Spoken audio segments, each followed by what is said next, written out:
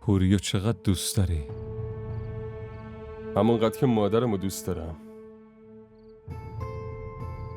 شایدم بیشتر.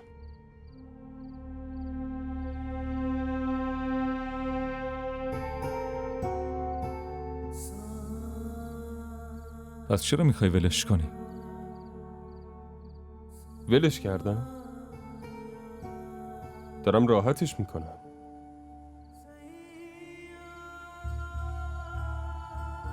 خودشم همینو میخواد.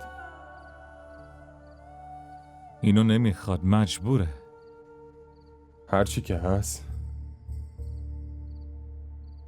اون اینو میخواد. تو چی میخوای؟ تو چی میخوای؟